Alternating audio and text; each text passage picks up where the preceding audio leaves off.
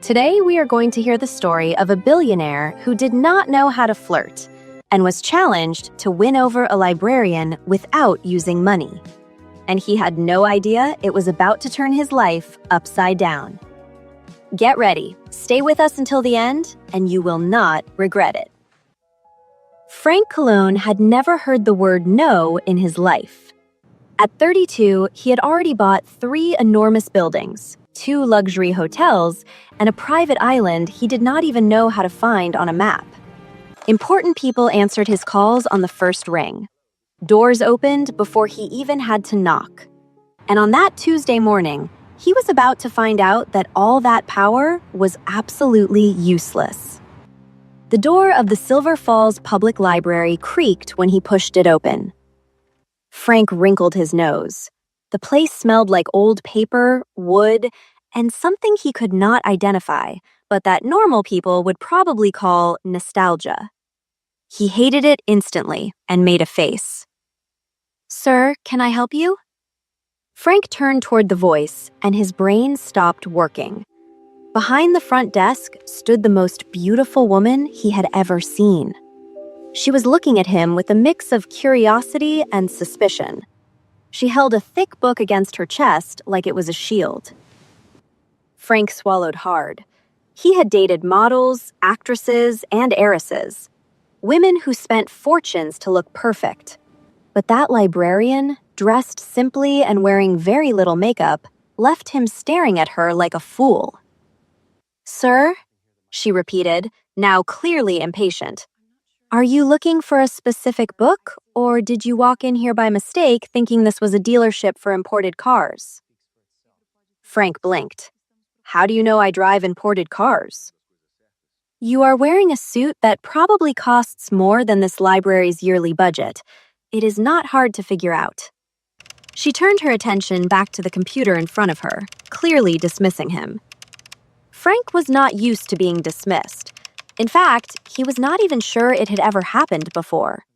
The feeling was strange, uncomfortable, but it made her more interesting. He walked up to the desk with the same confidence as a man who closed multi-million-dollar deals almost every day. "My name is Frank Cologne." "Hello," she replied without looking up. "Cologne, as in Cologne Enterprises." This time she looked at him. Her eyes narrowed. "And is that supposed to mean something to me?" Frank was speechless for a moment. Everyone knew Cologne Enterprises. It was one of the biggest real estate development companies in the country. "You really do not know who I am?" She went back to typing on the computer. "Nice to meet you, Melanie Carter. Now, unless you are checking out a book, I need to work." Frank smiled. That smile that made executives melt in board meetings and made waitresses drop trays. Melanie did not even blink. "Listen, Melanie," he said, leaning his elbow on the counter and trying to look casual. "Maybe we got off on the wrong foot. How about we start over? You know, I am a businessman, and you are clearly a woman of books. Maybe we could explore some kind of, how should I put it, romantic joint venture?" The silence that followed was so deep that Frank could hear his own heartbeat.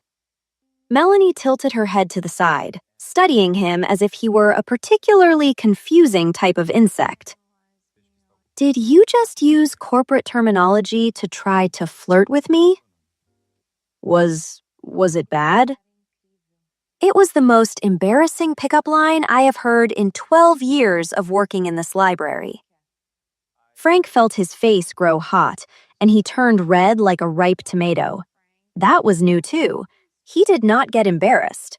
He was usually the one embarrassing other people. "Look, I was just trying to flirt," Melanie finished for him. "Because if that was an attempt at flirting, I am genuinely worried about the women you have met so far. They need emotional support." Frank opened his mouth to reply, but he was interrupted by a voice he knew very well. "Franklin Theodore Cologne." He froze. That voice, that tone. That full use of his name, including the Theodore he worked so hard to hide. Slowly, like he was in a suspense movie, Frank turned around. Mrs. Elizabeth Cologne, 83 years of pure matriarchal authority, was standing at the entrance to the periodical section with her arms crossed and an expression that could make army generals resign. "Grandma? What are you doing here?" "I could ask you the same thing, but I already know the answer." She walked toward him with steps surprisingly firm for her age. "I sent you here to get to know the place, not to embarrass the employees with cheap pickup lines." "How much did you hear, Grandma?" "Honey, the acoustics in this building are excellent. I heard everything, starting from the part about the romantic joint venture." Elizabeth shook her head. "Honestly, I thought I had raised you better." Melanie, who had watched everything in silence, let out a laugh that she tried to disguise as a cough. It did not work. Elizabeth turned to her with a warm smile. "Melanie, dear, I apologize for my grandson. He was spoiled too much and taught too little." "Grandma!" "It is the truth, Franklin." She turned to Melanie again. "This library belongs to the Elizabeth Cologne Foundation for Education and Culture. I founded it 40 years ago." Frank felt the ground disappear beneath him and his eyes widened. "Wait, this place is yours?" "The foundation's, to be precise." Elizabeth looked at her grandson with an unreadable expression. "You did not even know where you were standing, did you?" You only told me to come see the town library. You did not say it was yours." "I wanted to see what you would do," she sighed. "And you tried to use business jargon to impress a woman. At your age, and you still have not learned anything about what really matters." Elizabeth took Frank by the arm and pulled him aside, stepping a few paces away from Melanie. "Come here," she whispered, her eyes shining in a way Frank knew well. It was the look of someone plotting something. "What is it?" "Listen carefully." Her voice was low, almost impossible to hear. "Do you want to prove that you are more than a spoiled rich boy?" "Grandma, what are you talking about?" "I am talking about a test." She squeezed his arm. "You are going to win that young woman over." Frank looked at Melanie, who had gone back to work, pretending they did not exist. "Win her over? What do you mean, win her over?" "The traditional way, by talking, being kind, showing who you really are underneath all that money and arrogance."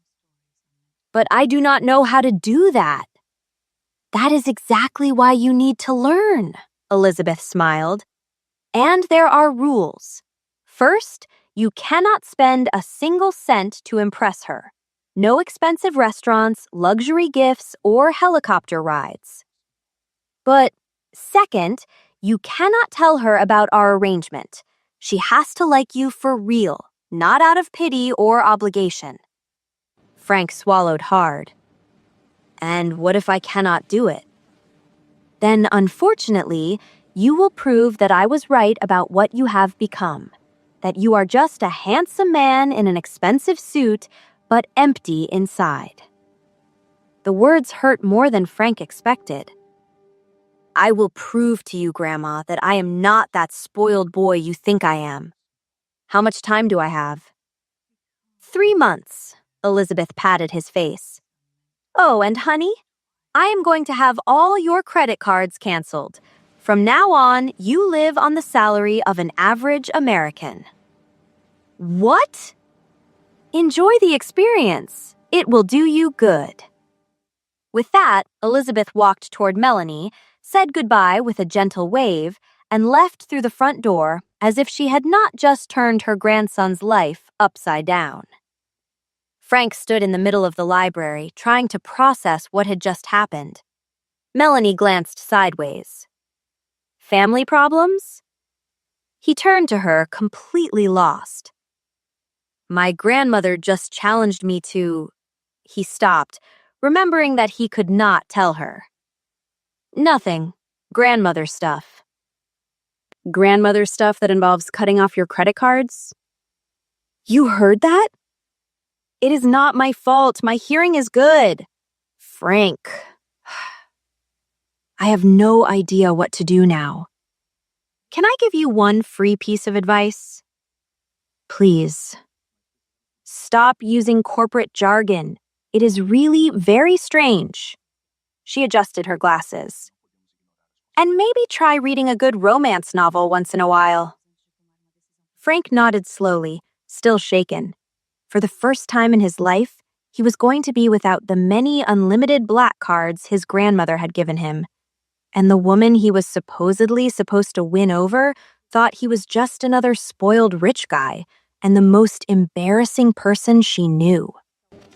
As he watched Melanie go back to cataloging her books as if he did not exist, Frank became absolutely certain of one thing. The next 3 months were going to be a complete disaster. And for some inexplicable reason, a small part of him was almost excited about it. Later, Frank spent the entire night on the phone with his grandmother, not to beg her to give his credit cards back, not to negotiate the terms of that madness, but to ask for advice on how to win over a woman without money. That was his first mistake. You need to wink at her, Elizabeth said, with the confidence of someone who had lived 8 decades. A mysterious look, followed by a charming wink. It worked in my day. Grandma, your day was during the Eisenhower administration. And Eisenhower was a very charming man. He winked all the time. Frank hung up the phone with the feeling that he was about to make a historic mistake. The next morning, he walked into the library with a plan. A terrible plan, based on advice from a woman who still thought floppy disks were cutting-edge technology, but a plan all the same. Melanie was in the same place as the day before, behind the front desk, organizing a stack of returned books. She looked up when she heard the door. Oh, you came back. Good morning to you too. Frank took a deep breath. Time to put the plan into action. He walked up to the desk with steps that were trying to look casual, but probably looked more like someone crossing a minefield. When he got there, he rested his elbow on the counter, tilted his head slightly to the side, and tried to do the charming wink his grandmother had described. What happened was something completely different. His right eye closed, then opened, then closed again, but this time his left eye twitched too without meaning to. The result was a series of facial spasms that looked more like a short circuit than flirting. Melanie stopped organizing the books. Are you okay? Frank kept blinking, thinking maybe he just needed more practice. I'm great. Why? Because it looks like you're having a seizure. It's a wink. That is not a wink.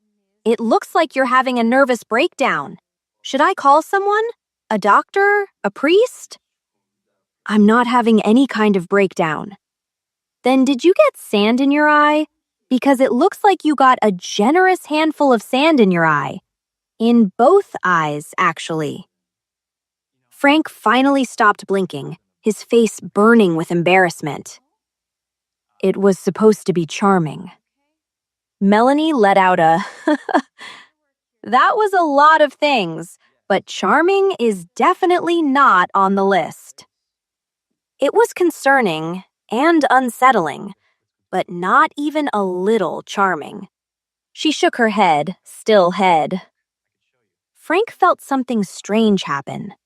For the second time in 2 days, he was being completely humiliated by that woman. And instead of getting angry, he was fascinated? Who taught you to do that? God. She asked, wiping a tear of laughter from the corner of her eye. My grandmother. Your grandmother in her 80s taught you how to flirt? She said it worked in her day. In her day, people also thought cigarettes were good for your health. Frank did not know what to say. Melanie went back to organizing the books, but he noticed she was still smiling. A small smile, almost impossible to notice. So, he tried again, completely giving up on the wink strategy. I came to ask for a book. A poetry book. Melanie stopped. She looked at him in surprise. You want a poetry book? Yes. You, the visionary entrepreneur, want to read poetry? Is that a problem? Not at all. It's just that you do not exactly look like the type who enjoys verses about the human condition. Maybe you do not know me as well as you think. She stepped out from behind the desk and walked toward one of the shelves. Frank followed her, keeping a respectful distance. What kind of poetry are you looking for? She asked, running her fingers along the spines of the books. Romantic, existential, contemporary? Frank had no idea what any of those categories meant. Which one do you recommend? Melanie turned to face him, her arms crossed. Why are you really here? I already told you. I want a poetry book. No, you want something. To show me you like books? To try to impress me with something? That's not it. Then what is it? Frank opened his mouth to answer, but realized he could not tell the truth. His grandmother's condition was clear. Melanie could not know about the agreement. He hesitated. I realized I do not know much about anything besides business, and you seem to know a lot of things. I thought maybe I could learn something. Melanie studied his face for a long moment. Frank felt like he was being examined by a human X-ray. You're lying, she said at last. But it's an interesting lie. Most men lie to seem better than they are. You are lying by admitting you do not know anything. It is almost honest in its dishonesty. Was that a compliment? It was an observation. She pulled a book from the shelf and handed it to him. Here, start with this one. Frank looked at the cover. It was a collection of classic American poems. When then what? There is no then. Melanie went back to the desk. Read that whole book, every page, every verse, every word, and when you finish, come back here and tell me which poem was your favorite and why. And if I do that? Then maybe I will consider having a real conversation with you. One that does not involve winks that look like medical emergencies. Frank held the book with both hands, as if it were a valuable contract. How much time do I have? As much time as you need. It is not a competition. But what if I want to impress you? You will not impress me by reading fast. You will impress me by understanding what you read. She sat down in the chair behind the counter and went back to work, clearly ending the conversation. Frank stood there for a moment, holding that book, which was probably the first thing not related to business he had read in years. Melanie? Thank you. She did not look up, but he saw the corner of her mouth curve slightly. Do not thank me yet. You have not even started. Frank left the library with the book under his arm and a strange feeling in his chest. It was almost like anxiety? No, it was something else.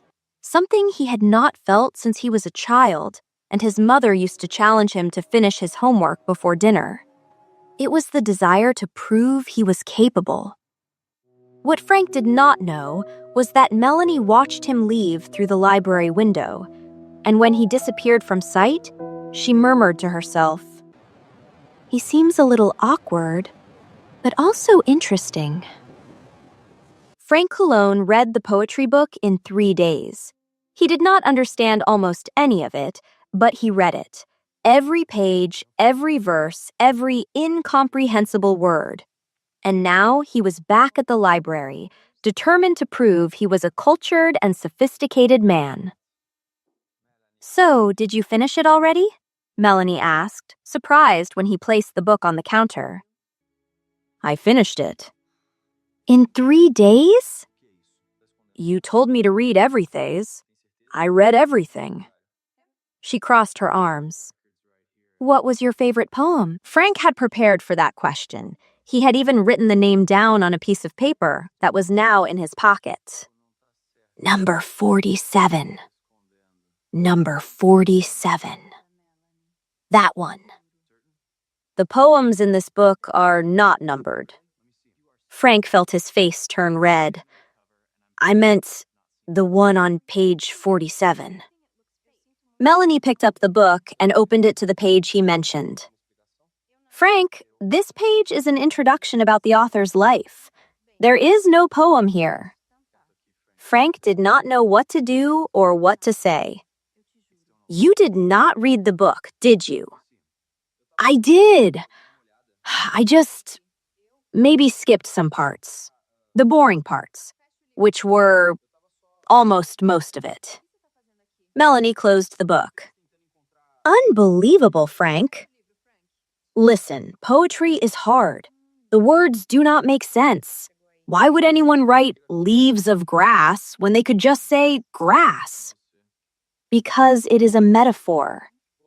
"A metaphor for what?" "For..." Melanie stopped, clearly trying not to laugh. "You really did not understand anything?" "I understood that poets really like to talk about nature and confusing feelings, sometimes both at the same time, just to make it harder for whoever is reading." This time, Melanie could not hold it back. A laugh escaped, quick and surprised. Frank felt that strange sensation again, the same one he felt when she laughed at his disastrous wink. "Look," he said, trying to recover some dignity. "I came here to prove I can be useful. Let me help with something." "Help?" "Yes, manual work, organizing, anything. Just not reading poetry books." Melanie studied him for a moment, as if deciding whether he was serious. "The history section needs to be reorganized.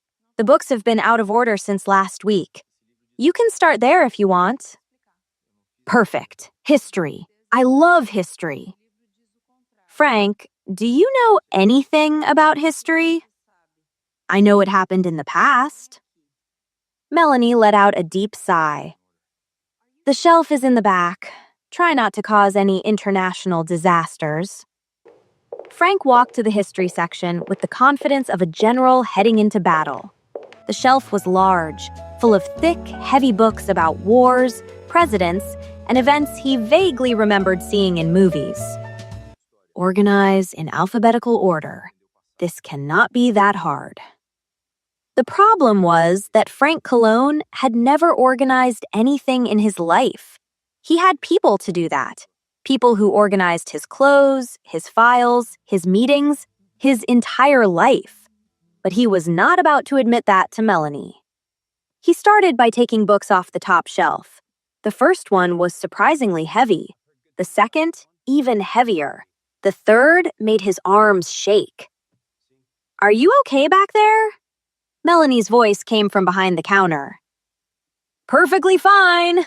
This is very easy."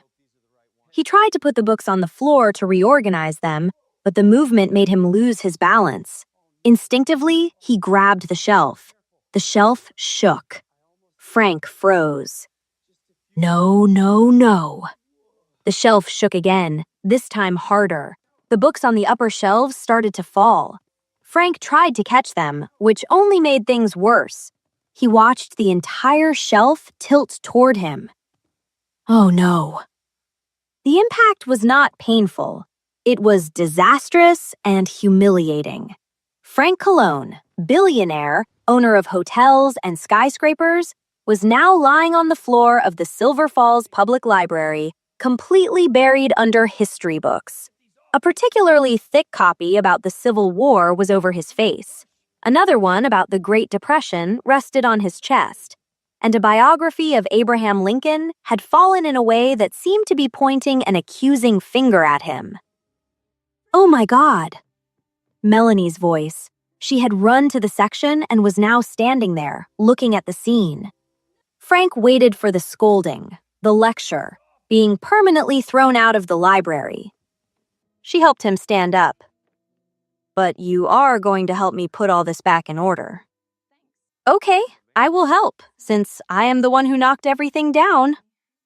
And this time, try not to destroy American historical heritage." Frank looked at the chaos around him, books scattered everywhere, the shelf on the floor, his suit covered in dust. "Melanie?" "Yes?" "This was the worst day of my life." "And yet you are smiling." Frank realized that was true. He was smiling, and it was not the practice smile he used in business meetings. "Yeah, I am." Melanie looked at him in a different way, not with irritation or suspicion, with something that looked like curiosity.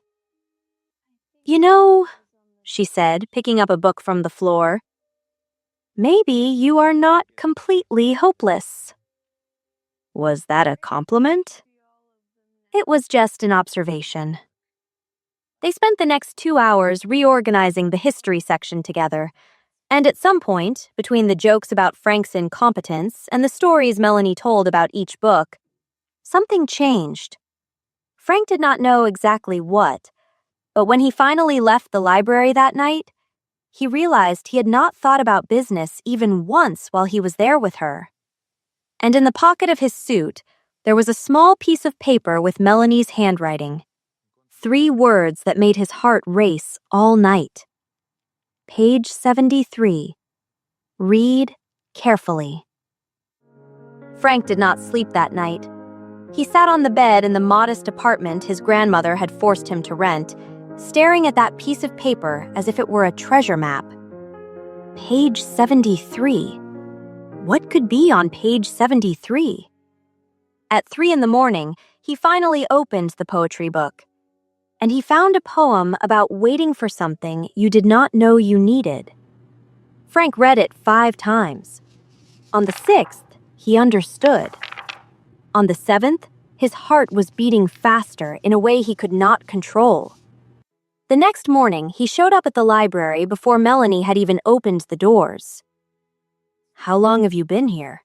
she asked, finding him sitting on the front steps. "A little while." "You look like you did not sleep." "I did not sleep at all." "Because of a poem?" Frank stood up, brushing the dust off his pants. "It was a good poem." Melanie tried to hide her smile, but she could not quite manage it. "Come on in. You look like you need coffee."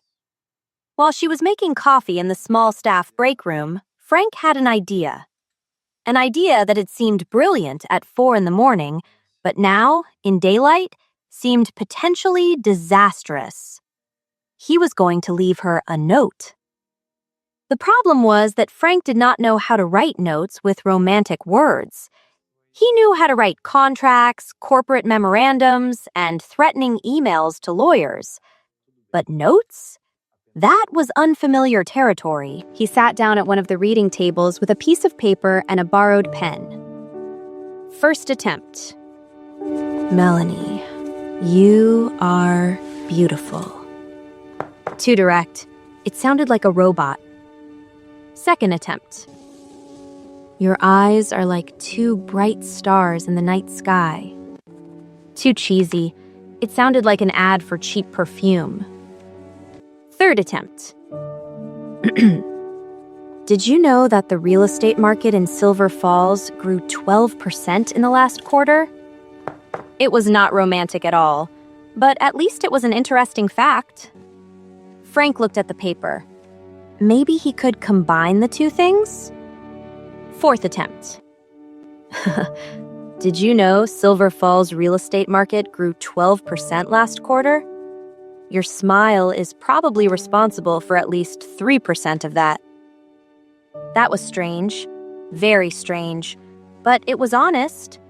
He folded the paper, hid it inside the poetry book he was returning, and placed it on the return pile when Melanie was not looking.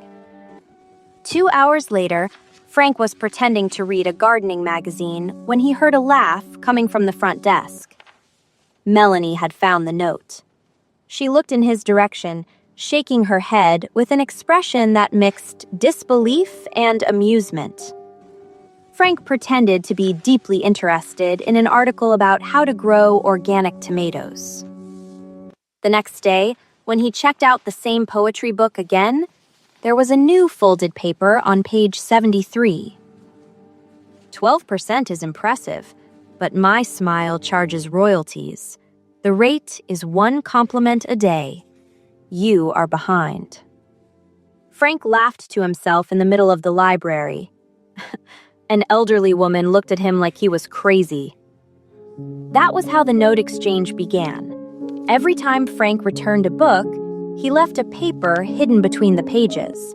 And every time he checked out a book, he found a reply. Frank's notes were a chaotic mix of facts about economics, comments about the weather, and compliments that sounded like they had been written by an alien trying to understand human emotions. In one of the notes, Frank wrote, "I read that smiling uses fewer muscles than frowning. You must have the most rested facial muscles in town." Melanie's replies were just as unusual, but filled with a kind of humor that made Frank keep every paper as if it were a valuable document. "My facial muscles send their thanks for your concern. They also want to say you should try smiling more. It looks like you have a serious muscle debt." After 2 weeks of exchanging notes, the facts about economics started giving way to more personal questions. What is your favorite book? The real one, not the one you say to sound smart. The answer came the next day. A children's book about a girl who wanted to be an astronaut. My mother read it to me every night. I have never told anyone that. Now you know more about me than most people do. Frank stared at that paper for a long time. He replied, "My father never read anything to me. He thought books were a waste of time. Maybe that is why I spent my whole life thinking the same thing. Until now." Melanie's answer was short, but it did something strange to Frank's heart. It is never too late to change your mind. About books, about everything. The notes continued, each one more personal, more intimate. It was as if the paper allowed them to say things they could never say out loud. Frank learned that Melanie dreamed of traveling to Ireland, that she was afraid of storms, that she laughed alone while watching old comedies. Melanie learned that Frank had not spoken to his father in 5 years, that he was terrified of failure, that sometimes he woke up in the middle of the night without knowing who he really was underneath all that money. And then, on a rainy afternoon, Frank found a different kind of note. It was not hidden in a book. It was on the counter, waiting for him, with his name written on the outside. He opened it with trembling hands. "Stop hiding behind paper. Tomorrow, 7 o'clock. Meet me at the back exit. No notes. Just us." Frank read it 3 times to make sure he understood. Melanie wanted to see him. For real. Without the protection of books and written words. He looked toward the counter. Melanie was helping someone else, but her eyes met his for a second. And in that second, Frank realized something terrifying. He was not pretending anymore. Somewhere between the notes and the laughter, between the poems and the confessions, something real had started between them. And now he would have to decide whether to tell the truth about the arrangement with his grandmother, or keep living a lie with the only person who made him feel something real? Frank Cologne arrived behind the library at 6:45. He checked his watch, checked his hair in the reflection of the window, checked his pocket to make sure he still had money. $23. That was all his grandmother allowed him to have each week. At exactly 7 o'clock, the back door opened. Melanie stepped out, taking off her employee badge and slipping it into her bag. "You are punctual. That is annoyingly impressive." "Thank you for the compliment." "That was not a compliment. Punctual people make me nervous. They always look like they are planning something." "I was planning to arrive on time." "Suspicious." She smiled. "So, what did you plan for this mysterious evening with no notes?" Frank took a deep breath. This was the moment. "I thought I would take you to dinner." "Dinner?" "Yes, I know an amazing place with authentic urban cuisine." Melanie crossed her arms. "Authentic urban cuisine?" "It is a technical term." "You just made that up." "Completely. But the place is good, I promise." They walked 3 blocks to Joe's Diner, a place that promised the best food for the lowest price in Silver Falls. The neon sign blinked unevenly, and the poster in the window showed a burger that cost $4.99. Melanie stopped in front of it. "Here?" "Here." "You, Frank Cologne, want to eat at Joe's Diner?" "Is there a problem?" "None at all. It is just that I thought you would want to go somewhere where the menu does not have prices and the waiter speaks French. That seems much more like you." I wanted to do something different. The truth was that Frank did not have a choice because he was short on money. But he was not going to admit that. They went in and sat at a table near the window. "Charming," Melanie commented, looking around. "Rustic," Frank corrected. "The proper term is rustic." A waitress appeared beside the table, chewing gum. "What can I get you?" Frank opened the menu with the confidence of someone who went to places like that all the time. "2 special burgers, please." "Want fries?"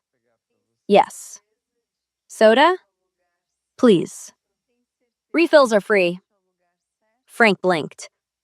"What do you mean, refills?" "Refills, for soda. They are free. You can fill your cup as many times as you want," said the waitress. "As many times as I want?" The waitress looked at him as if he had asked whether the sun rose in the east. "Yes, that is how it works everywhere." "Is that allowed by law?" Melanie covered her mouth with her hand, trying to hold back her laughter. "This is a diner, sir." The waitress rolled her eyes. "I will be back in a few minutes with your order." She walked away, leaving Frank in complete shock. "You have never had a soda refill in your life?" Melanie asked, no longer able to hold back her laughter. "I did not even know that existed."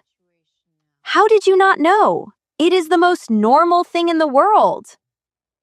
"The places I used to go charged $15 for a glass of imported sparkling water." "My God, imported sparkling water," Melanie said, laughing out loud. "Yes, from France, and it even had special bubbles." Melanie wiped away a tear. "Frank, you lived in a bubble. Literally." "The worst part is that I am only realizing that now." He smiled. The food arrived a few minutes later. 2 huge burgers, piles of fries, and cups of soda that Frank now knew could be refilled as many times as he wanted while paying only once. He stared at the burger as if it were a puzzle. "Is something wrong?" Melanie asked, already taking a bite of hers. "I just do not know where to start." "Wow, have you really never eaten burgers before? You pick it up and bite. That is it. But what about the filling? It is coming out the sides. That is part of the experience, and it makes the burger better. Frank picked up the burger awkwardly. Ketchup ran down his wrist. A slice of tomato slipped out and fell onto the table. Lettuce spread across the plate. This is much more complicated than it looks, he said, with sauce on his chin. You look like a baby learning how to eat on his own. Thank you for the moral support. Melanie handed him a napkin, laughing. Frank wiped his face, feeling embarrassed but strangely light. Can I ask you a question? She said, suddenly serious. Of course. Why are you doing this? Eating a burger? No, all of this. The library, the notes. She tilted her head. What do you really want, Frank? The question caught him off guard. The honest answer was complicated. It involved his grandmother and the arrangement he could not mention. But there was another answer, one he only realized was true the moment he said it. I want to know what it feels like to be normal. Normal? To have a $7 dinner with someone and think it is amazing. To read a poem and feel something. To knock over a bookshelf and laugh instead of suing someone. He looked at her. My whole life has been about numbers and contracts.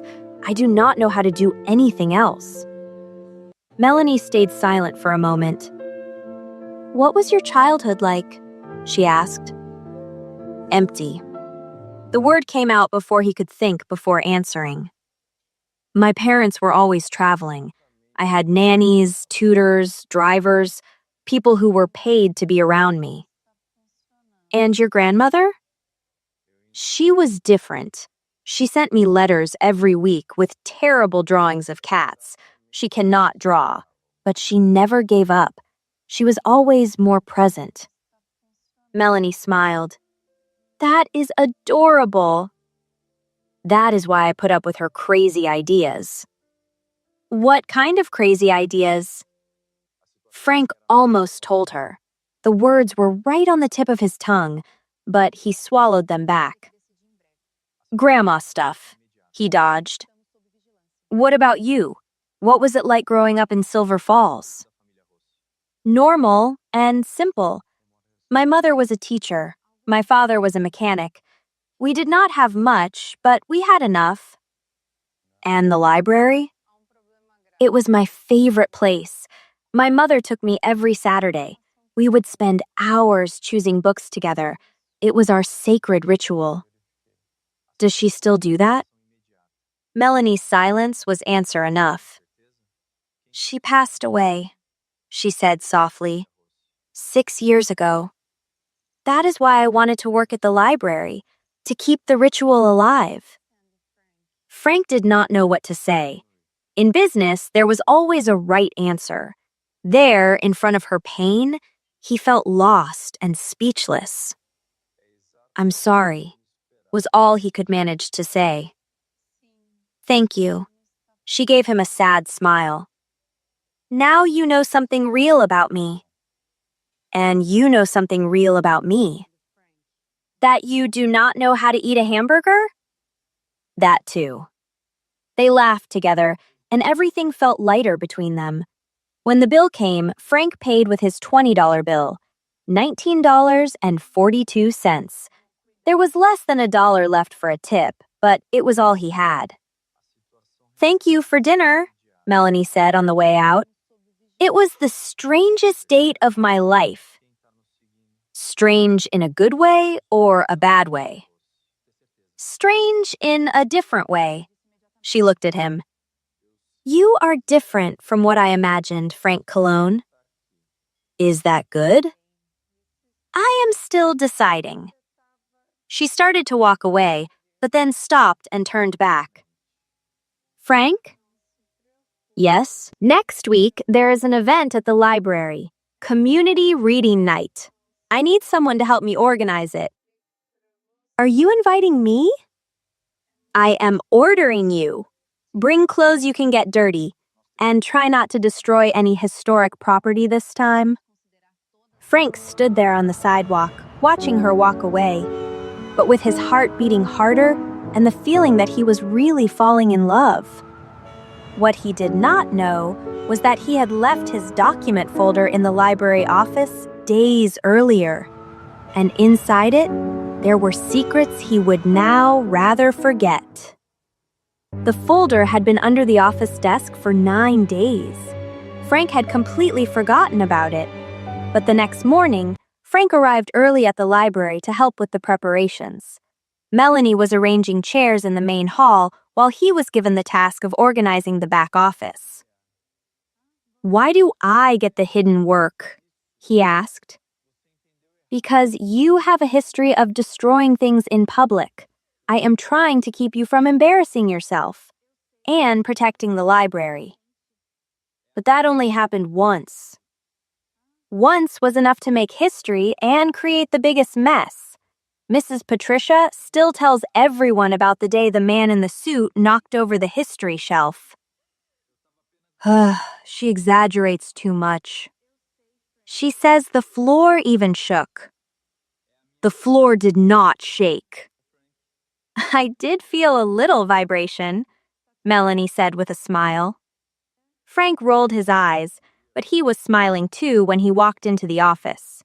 The place was small, full of papers, files, and empty coffee cups that looked like they had been forgotten there since the previous administration.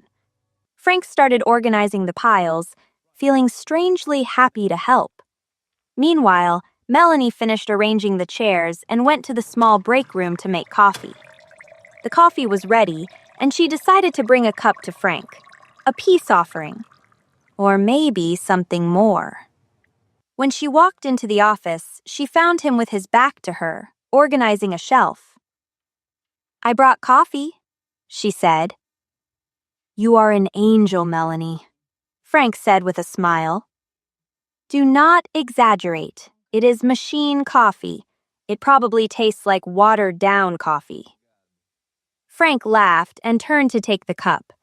At that moment, Melanie noticed something on the floor, under the desk.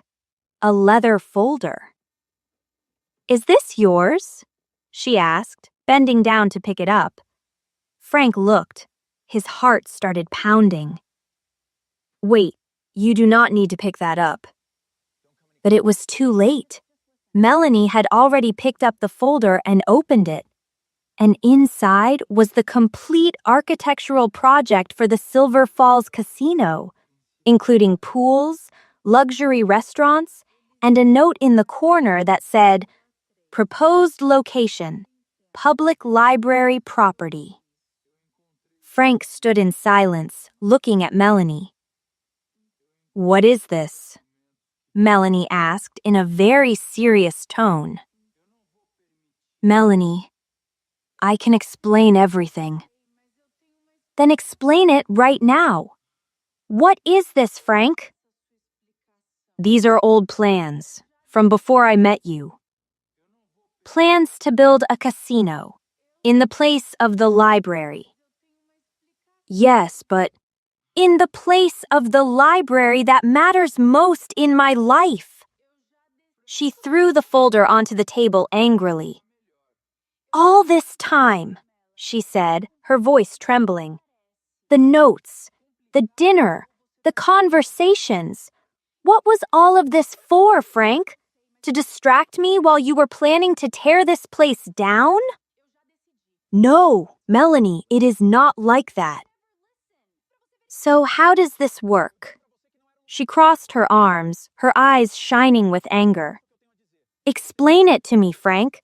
Explain how you show up out of nowhere, pretend you do not know how to flirt, pretend to be awkward and charming, and all this time you had plans to turn the place I love into a casino."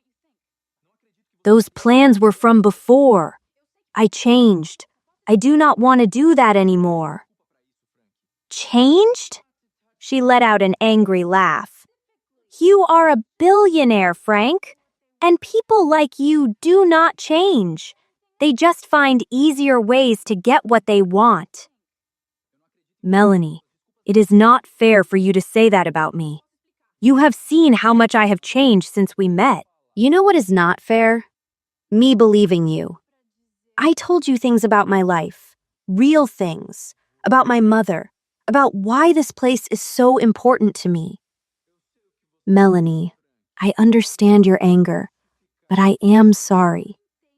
No, Frank, you will never understand what I feel for this library and what I am feeling right now. Frank took a step toward her, but Melanie stepped back. Do not come near me. Melanie, please, let me explain everything that happened. Explain what? That all of this was your strategy? That getting close to me was part of a business plan? She grabbed a book from the shelf beside her. Do you know what the difference is between you and this book, Frank? Melanie, please. The book is honest about what it is. You are not. She threw the book at him. Frank barely dodged it. Hey, are you crazy? Another book flew in his direction, then another. Melanie, stop this! Get out of my library, now, Melanie said, throwing another book at Frank. Technically, it belongs to my grandmother. Melanie stopped, holding a thick book in her hands. My grandmother, she repeated slowly. Of course. The same grandmother who showed up here on the first day, who put on that whole little act. The two of you planned this together, did you not? It was not like that. Get out of here now, Frank! The book about the Industrial Revolution hit Frank on the shoulder. Ow, that hurt, okay? It is supposed to hurt. Get out now! Melanie, please, stop this. Let us talk like adults. Another book flew past Frank's ear. Okay, I am leaving. But when you calm down, we will talk. Frank rushed out of the office and stopped at the front door of the library, his shoulder hurting from the books hitting him, but his heart hurt much more. He had ruined everything, and now he did not know what to do. Inside the library, Melanie leaned against the office door, breathing hard. And then she started to cry. She looked at the folder on the floor, at the architectural drawings of the casino that would be built in the place of the library. And then she did something impulsive. She picked up the phone and called the only person who could explain what was happening. Hello? The voice was Elizabeth Cologne's.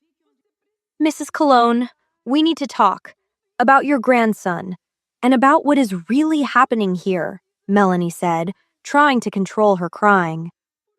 And the other end of the line, Elizabeth. Dear, you can come to my house. It is time for you to know the whole truth, Elizabeth said. I am coming, ma'am. We really do have a lot to talk about. Elizabeth Cologne's mansion stood at the top of the highest hill in Silver Falls, an old house full of history that the family had owned for generations. Frank had grown up running through those hallways, but he had never felt as small as he did at that moment, climbing the steps to the front entrance of the mansion. Before he could go in, the door opened. It was Margaret, the 60-year-old housekeeper who had worked for Elizabeth since before Frank was born. Mr. Frank, she is already here, Margaret said. Who? The librarian. She arrived 20 minutes ago. Your grandmother is serving tea. Frank felt a chill in his stomach. He went inside and found the two women sitting on the back porch. Elizabeth was holding a porcelain cup as if she were in a commercial for elegance. Melanie was holding hers as if she wanted to throw it at someone's head, probably his. Ah, Franklin, I am so glad you came. We were just talking about you. I can imagine that, Grandma. Sit down. Margaret, bring another cup for my grandson. I do not need tea. Everyone needs tea in difficult moments, dear. It is rule number 1 of civilized life. Frank sat down, keeping a safe distance from Melanie. She did not even look at him. So, Elizabeth began, setting her cup on the table. It seems we have a small misunderstanding to clear up. Misunderstanding? Melanie finally spoke. Do you think this is a misunderstanding? Dear, I understand that you are upset. Upset is not enough. I found out I was being used as a piece in some rich family game. Upset does not even begin to describe what I am feeling right now.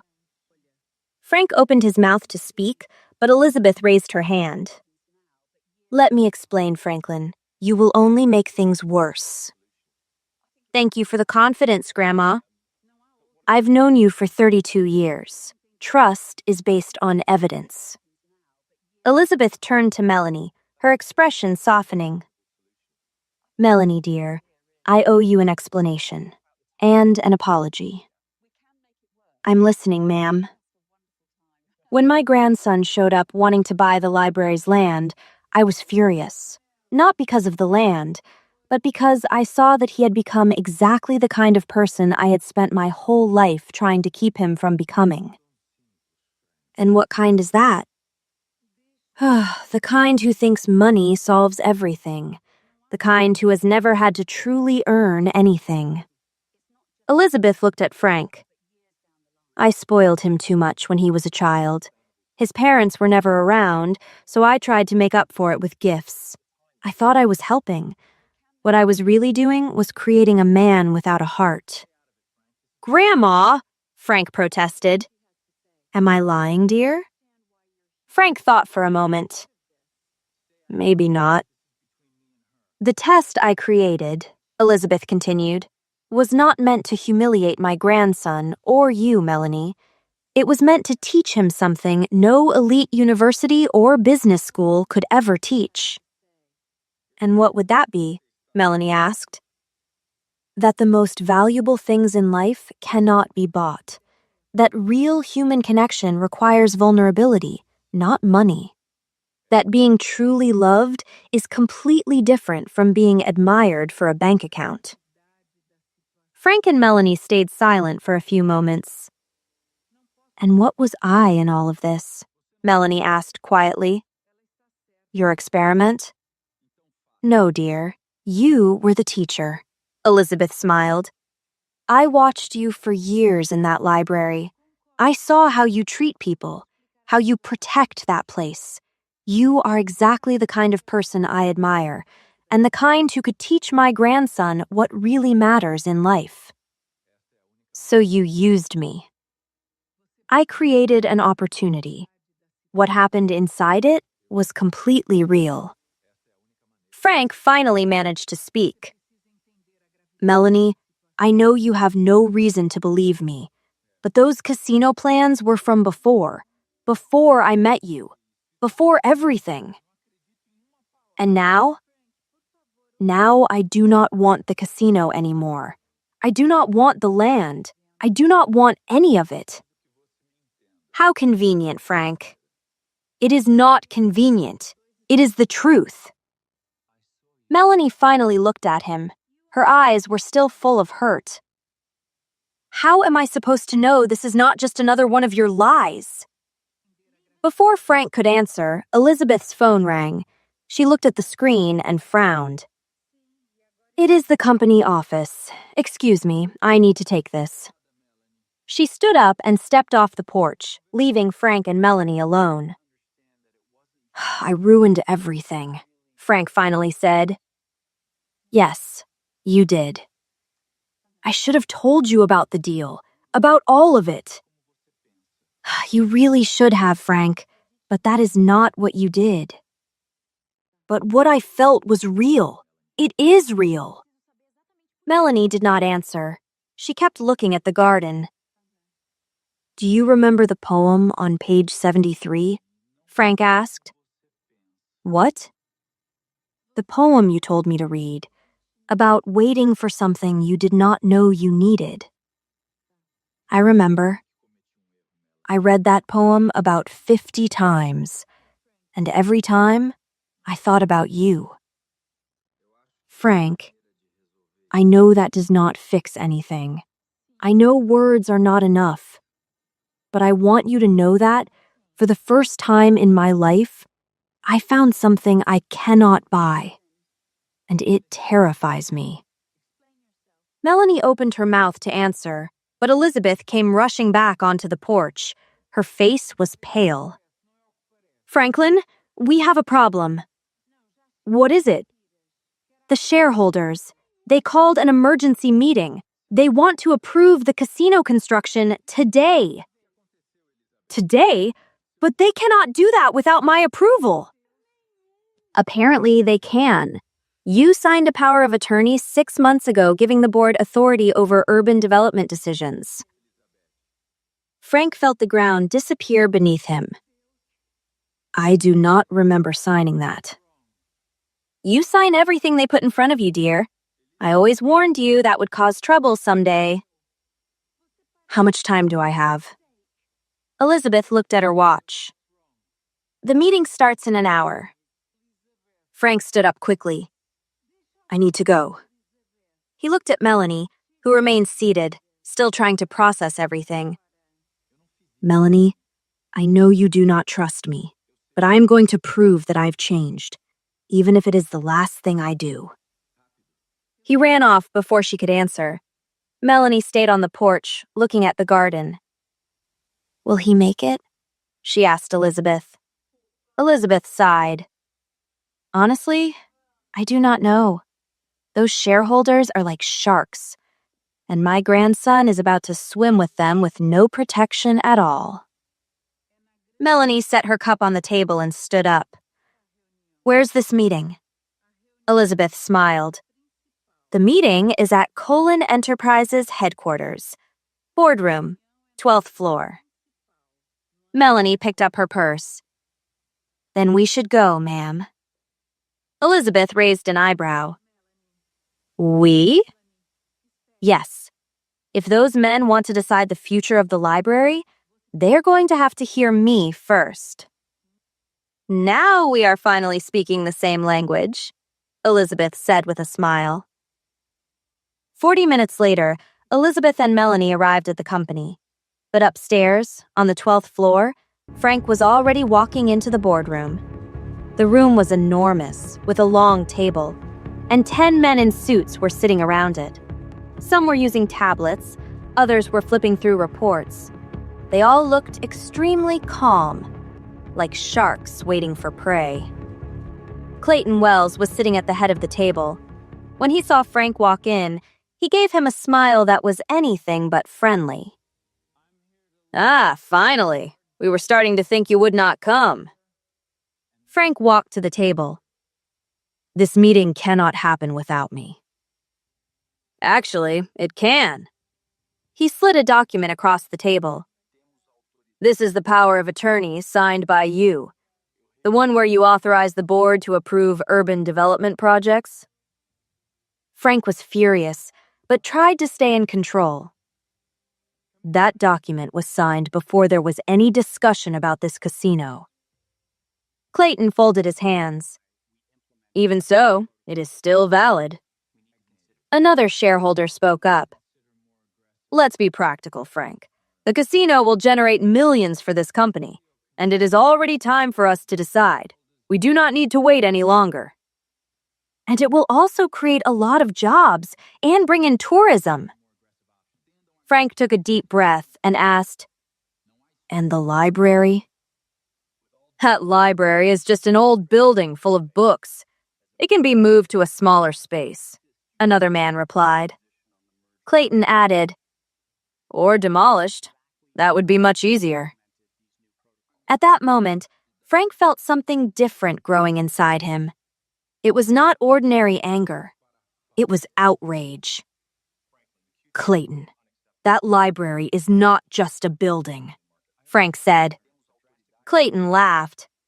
Of course it is. It is just bricks and old paper. No. Frank slammed his hand on the table. That is where children learn to read, where people find refuge, where stories live. Some of the shareholders exchanged bored looks. Sentiment does not pay dividends. Profit does, Douglas said. Clayton then pressed a button beside the table. A slide appeared on the projector screen. It was a huge modern casino with pools, restaurants, and bright lights. This project can generate $50 million in 5 years. He looked directly at Frank. The question is simple. He smiled. Frank, are you going to choose books or money? Frank opened his mouth to answer, but at that moment, the door to the room opened. Everyone looked. Melanie walked in, and Elizabeth came in behind her. Everyone fell silent. Then Clayton asked, "And who is this old woman?" Elizabeth walked to the table. Gentlemen, I am Elizabeth Colin. I know some of you do not know me because I have always left everything in my grandson's hands. But now I am here. It is a pleasure to meet all of you. Some of the shareholders swallowed hard. Clayton did too. She pointed at Melanie. And this young woman is the person you are about to harm. Douglas tried to regain control. Mrs. Colin, this is a private corporate meeting. Melanie stepped forward. Then why are you discussing destroying something that belongs to the whole city? Clayton. Oh, so this is the librarian. Miss, this is not about feelings. This is about business. Melanie looked directly at him. Business without conscience is just greed. A murmur moved across the room. Clayton rolled his eyes. What a beautiful speech. It is not a speech. It is the truth, she replied. She pointed to the casino image on the screen. You see money. Then she turned to Frank. But he finally started seeing people. Everyone looked at Frank. Clayton spoke coldly. Frank, are you letting a librarian make decisions for the company now? Frank was silent for a moment. Then he answered calmly. No. He straightened his shoulders. I am the one making the decision. Clayton stared at him. And what is your decision? Frank pushed the approval document to the center of the table. The casino will not be built. Clayton stood up angrily and shouted, You cannot make that decision by yourself! That was when Elizabeth spoke. Actually, he can. She placed a document on the table, proving that she still owned 51% of the shares. Clayton, this board only has power as long as the heir does not show maturity, Elizabeth said firmly. I kept my 51% of the shares under a safeguard clause, waiting for the day my grandson would understand that business without conscience is only greed. The speech my grandson just gave proves that he is ready to lead with heart, not just greed. I am activating my majority voting power now. I vote with my grandson not to build the casino, and the library stays. Frank looked at Melanie, and for the first time since she found out the truth, she at him. And that was how they won the battle against the shareholders. The sharks in suits backed down with their tails between their legs. But for Frank to win Melanie's trust again, it would be much more complicated. A week had passed since the meeting. Frank called the library every day. Melanie did not answer a single time. He sent flowers. She returned every one of them. He sent chocolates. Those were returned too. He sent a 12-page apology letter. That came back with a single word written in red. No. He needed a different strategy with Melanie, but he did not know how, so he had a crazy idea that maybe could work. One morning, Frank showed up at the library with a resume in his hand. What is that? Melanie asked, looking at the paper as if it were something contagious. My resume. I am applying for the volunteer intern position. We do not have a volunteer intern position. The sign on the door says you always need volunteers. That sign has been there for 15 years. No one takes it seriously. I do. Melanie crossed her arms. You want to work here, for free. Doing exactly what? Anything you tell me to do. Anything I tell you? Yes, it can be anything. A dangerous smile appeared on Melanie's face, the kind of smile that should about Frank leave. Are you sure? Yes, I will do anything you ask, Frank said, a little afraid of what somehow should going to ask for. The men's bathroom needs a deep cleaning. Frank swallowed hard. Let us not go too far, Frank said, shocked by her request. Frank, you said anything. So are you going to do it or not? Fine, I will cleaning it. Since word's everything, then I will keep my word. 30 minutes later, Frank Cologne was on his knees on the floor of the library bathroom, wearing yellow rubber gloves and holding a worn-out brush. His Italian suit was protected by an apron that said, I love books, in colorful letters. Mrs. Patricia walked by the door and stopped. Is that not the young man who knocked over the bookshelf? It is him. Melanie's voice came from the hallway. And now he is cleaning the bathroom? He volunteered. Volunteered, poor thing. These are strange times, Mrs. Patricia. The elderly woman looked at Frank with a mix of confusion and satisfaction. You missed a little spot there in the corner, dear. Frank looked where she was pointing. Thank you. You are welcome. It is nice to see young people working. She left, and Frank could swear he heard her laughing down the hallway. After the bathroom came the storage room. Dusty boxes full of old books that needed to be cataloged. Frank sneezed so many times that he lost count. Are you okay in there? Melanie appeared in the doorway. Achoo! Perfectly fine. Achoo! He answered between sneezes. I am just having an allergic reaction to the consequences of my own choices. Melanie almost smiled. When you finish here, there is a reading session for children at 2. We need someone to read. Read to children? You do know how to read, do you not? I know how to read corporate merger contracts. This is going to be very different. At 2 o'clock, Frank was sitting in a tiny chair, surrounded by 15 children between 4 and 7 years old, holding a picture book about a bear who wanted to make friends. Frank kept reading, but one of the children decided it would be a good idea to show him a drawing.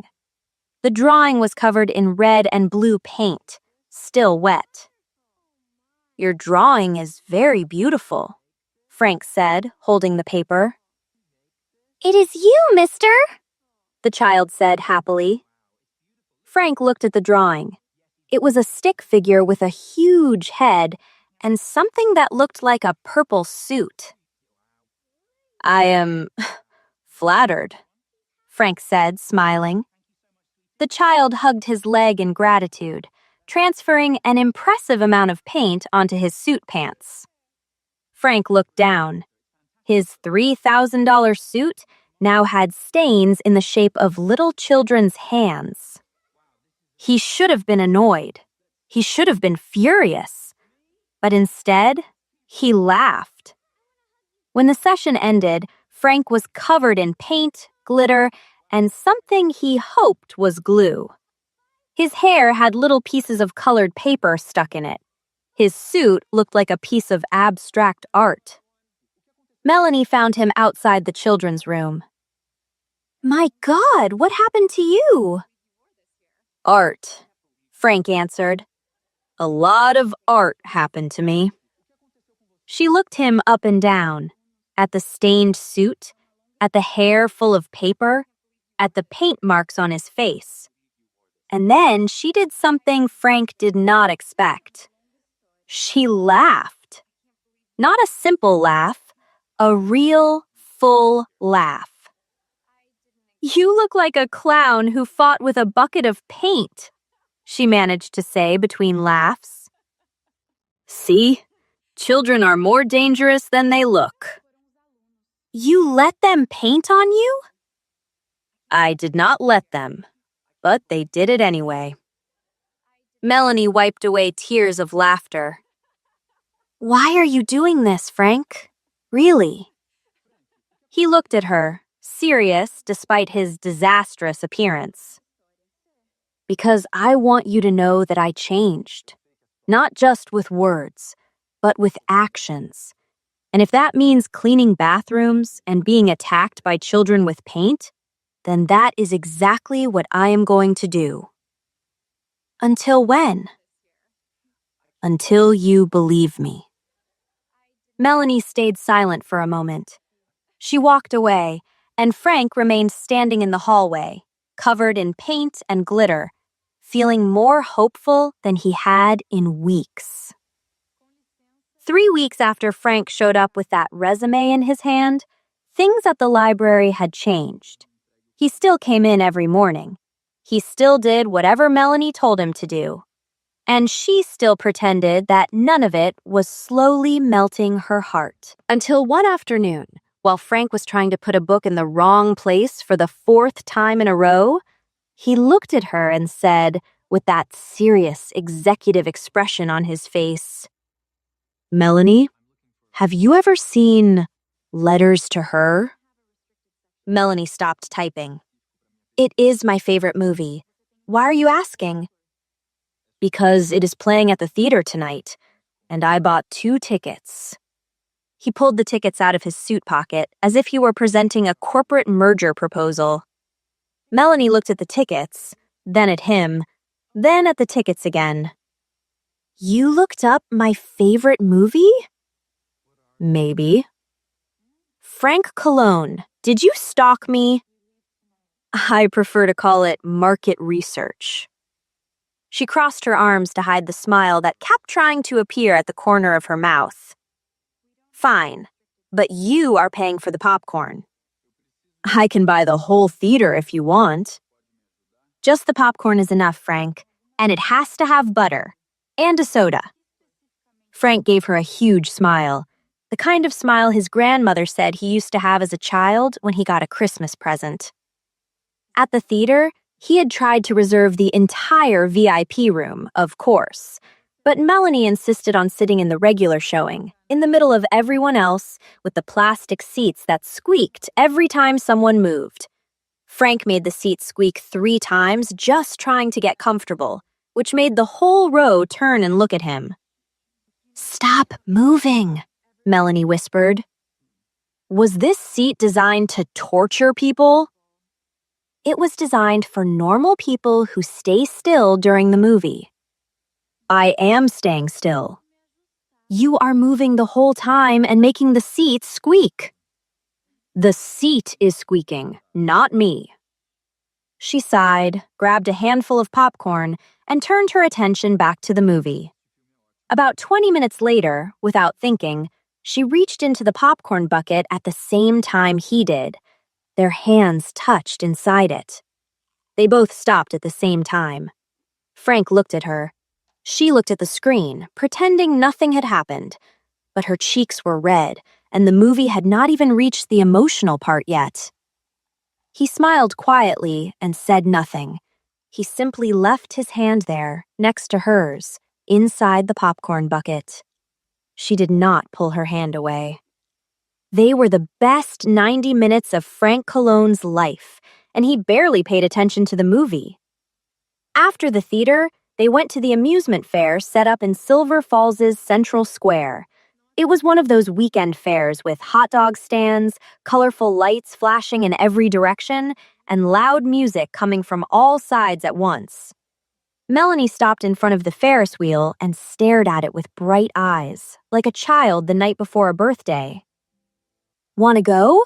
She asked. Frank looked at the Ferris wheel, at the height, at the gondolas swaying up high as if they were made of paper. Let's go, he said, with the steady voice of someone who was absolutely not afraid of anything in this life. 3 minutes later, at the very top, Frank was gripping the metal bar so hard that his fingers had turned white. The gondola swayed slightly in the wind, and he closed his eyes for 2 seconds. "Are you okay?" Melanie asked. "I am perfectly fine." "You are pale." "It is the reflection of the lights." "Frank, stop being scared." The gondola barely moved. "I am not scared. I am just enjoying the view.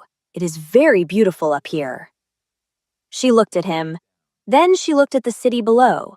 Then she looked back at him, who was very clearly trying not to look down.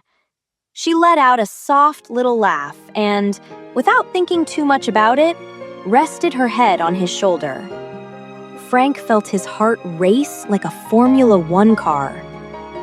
"Thank you for looking up my favorite movie," she said very softly. "Thank you for coming with me," he answered, his voice softer than he meant it to be. Up there, with the tiny city below them and the wind messing up both their hair, neither of them said anything else. They did not need to. Sometimes the silence between two people says exactly what words cannot. The following week, Frank arrived at the library with a different expression, more serious, the way he looked when he was about to close an important deal. Melanie looked at that face and got worried, because the last time he had shown up like that, half her life had changed. "I have something to show you," he said. He led her to the front entrance of the library and pointed to a huge sign taped to the door. Melanie read it slowly. "Renovation in progress. Reopening in 30 days. In partnership with Colon Enterprises." She stood there staring at the sign without saying anything. "You renovated the library?" "I am renovating it. New books, a digital system, air conditioning that actually works, bathrooms that do not need brave volunteers to clean them." "Frank, let me finish." He pulled an envelope out of his suit pocket. "There is something else." She opened the envelope slowly. It was an official letter with the Colon Enterprises letterhead. She read it out loud, almost unable to believe it. "Dear Melanie Carter, it is with great pleasure that we inform you of your appointment as Chief Administrator of the Silver Falls Public Library." Melanie looked at the paper and looked at him. "You are giving me the job I have already been doing for free for 5 years?" "Now with a salary, and an official title, and a budget to buy new books every month." Her eyes filled with tears. She blinked quickly, trying to hide them, but it did not help much. "Why are you doing all this?" Frank took a step toward her. He ran a hand through his hair, completely awkward in a way that did not match a billionaire who was used to telling everyone what to do. "Because you deserve it. And because I like you very much, Melanie Carter. More than anything I have ever bought in my life." Then, very softly, she said, "You are terrible at flirting, Frank." "I know. But did it work this time?" What happened next was simple, and at the same time, the most important moment of Frank Colon's life. She stood on her tiptoes. He lowered his head, and their kiss happened right there, on the sidewalk in front of the library. It was not a movie kiss. There was no dramatic music playing in the background. Mrs. Patricia happened to walk by at that exact moment with her shopping cart and shouted, "This should have happened a long time ago!" They pulled apart, and Melanie's face was completely red, and Frank had a goofy smile he could not get rid of no matter what. When Frank told his grandmother, Elizabeth Colon threw both arms into the air as if she had just won the lottery. "I knew it! I told you the wink would work in the end." "The wink did not work, Grandma. I cleaned the library bathroom." They are both equally valid strategies for winning someone over. One is romance. The other is humiliating manual labor. Frank, dear. Elizabeth took her grandson's face in both hands and squeezed gently, the way she had done since he was 6 years old. Love is exactly that. Humiliating manual labor. Frank blinked. That was surprisingly wise. I am 83 years old. Everything I say is wise. Write that down. 2 days later, Elizabeth showed up at the library without warning, carrying a huge basket full of homemade cookies and the energy of someone about to do something important. She found Melanie organizing the new shelves that were being installed and set the basket right on the counter with the authority of a queen. I brought grandmother cookies. The chocolate ones are for you. The vanilla ones too. Do not let him take any. Melanie, Mrs. Elizabeth, Frank is going to want... My grandson was spoiled all his life. Now it is your turn to be spoiled. She picked up a cookie and took a bite. So, when are you two going to make this official already? Melanie choked. We are still getting to know each other. Child, he renovated an entire library for you. That is the modern version of a marriage proposal. It is a dating proposal. Then accept it quickly before I die of anxiety waiting. You young people are so slow. That same night, when Frank came to pick Melanie up for dinner, she opened the door with shining eyes in a way he still did not fully know yet, but already thought was far too beautiful. Your grandmother said she is dying of anxiety, she said. Frank closed his eyes slowly. She said that to you? She said that and about 10 other things I would rather not repeat. He took a deep breath, looked at her, and decided there was no point in dragging this out anymore. Melanie Carter, will you be my girlfriend? No corporate script, no popcorn as an excuse, no library volunteering. Just you and me. She pretended to think for a few seconds, which was enough time for Frank to age 2 full years. Only if you agree that I choose the movies. I agree. And that the popcorn is always large and buttery. I agree. And that your grandmother is going to bother us forever. Frank sighed. Well, that I cannot promise anymore. She is going to do that no matter what decision we make. Melanie laughed, that warm laugh he was already completely addicted to hearing. All right, then yes, I accept. And that was how Frank Cologne and Melanie Carter began their love story. And with them came a lesson worth keeping. No fortune in the world can replace the courage to be humble. Pride closes doors, but sincerity opens hearts.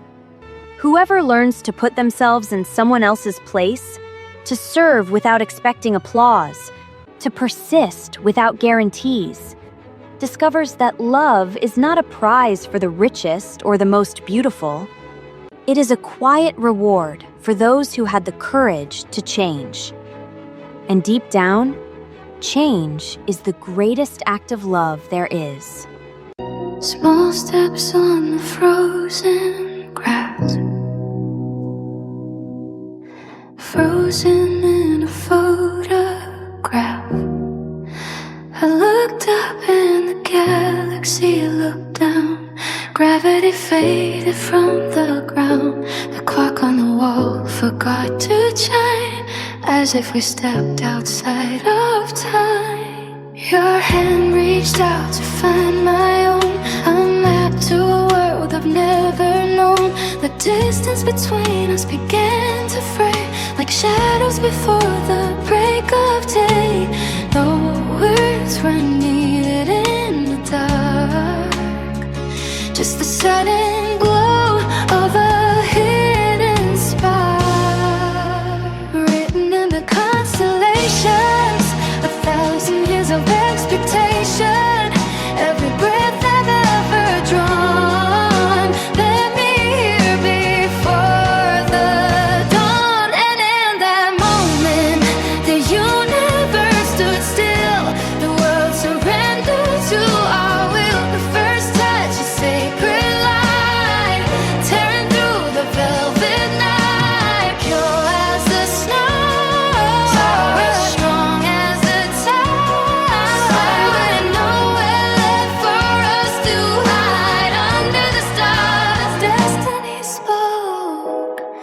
and the silence finally broke.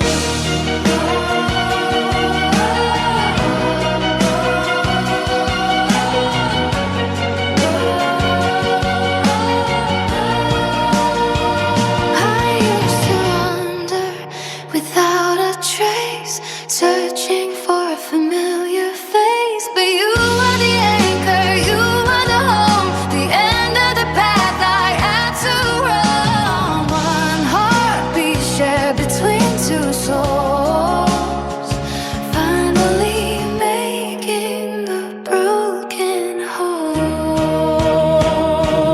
Let the years rush past our door. I don't need the future anymore, because a second is a monumental holy gift that heaven sent. It's you, it's always been you.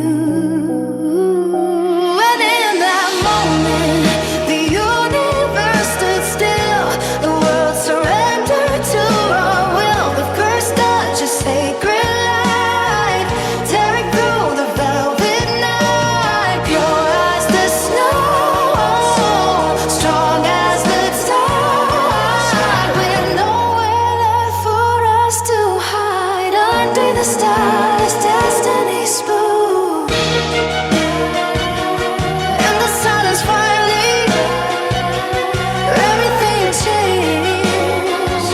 In the breath of a kiss, the stars are our witness. Destiny understood. Clear.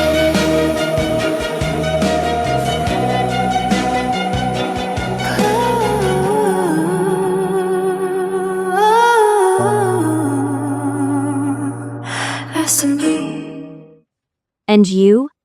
Do you believe a millionaire would be capable of cleaning bathrooms to win someone over? And have you ever done something unusual, strange, or even a little ridiculous to win someone over? Tell us in the comments, and subscribe to the channel to see more stories like this.